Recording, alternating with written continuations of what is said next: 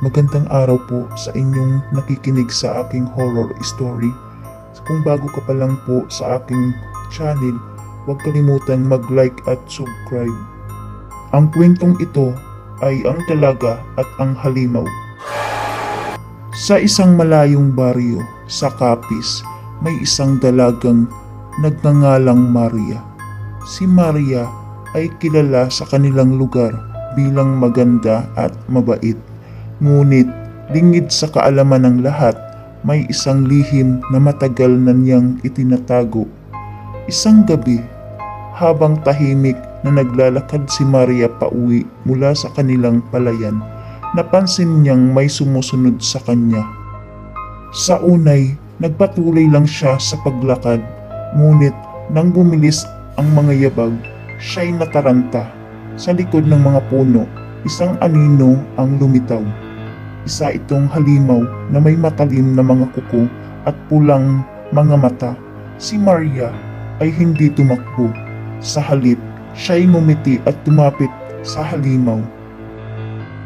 Kaibigan, Wika niya. kamusta ka na? Ang halimaw na nagngangalang Damian ay bumalik sa kanyang anyong tao. Isa siyang matandang bruho na nabubuhay sa kagubatan. Bata pa si Maria nang una silang magkita.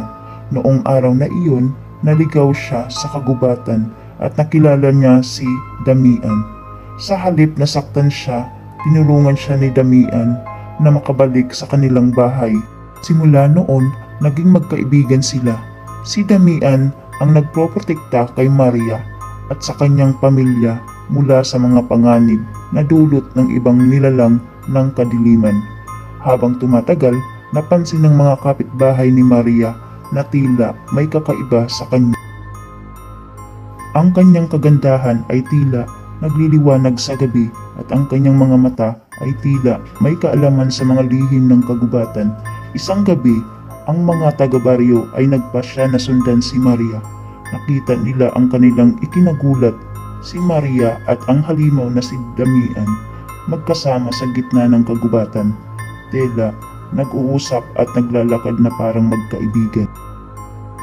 Mula noon, nagsimulang kumalat ang takot at bulong-bulungan sa baryo. Ang mga tao ay nagsimula ng umiwas kay Maria, takot na baka sila'y saktan ng kanyang kaibigang halimaw. Ngunit kahit ano pa ang sabihin ng mga tao, si Maria ay nanatiling tapat sa kanilang pagkakaibigan. Alam niyang si Damian ay hindi isang halimaw na dapat katakutan, kundi isang kaibigan na handang magsakripisyo para sa kanya. Isang gabi, nagkaroon ng isang malakas na bagyo. Isang malaking puno ang bumagsak sa bahay ni Maria. Pero bago pa man ito tuluyang bumagsak, isang anino ang mabilis na sumaklulo sa kanya. Si Damian, kahit mahina na dahil sa kanyang katandaan, ay ginamit ang huling natitirang lakas upang iligtas si Maria. Sa huli, si Damian ay naglaho, nag-iwan ng isang bakas ng alaala sa buhay ni Maria.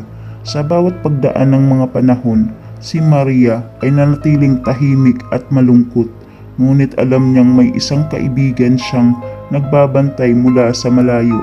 Sa gitna ng kagubatan ng Capiz, ang kwento ng dalaga at ng kanyang kaibigang halimaw ay nanatiling buhay, isang paalala na hindi lahat ng halimaw ay dapat katakutan at ang tunay na pagkakaibigan ay walang pinipiling anyo.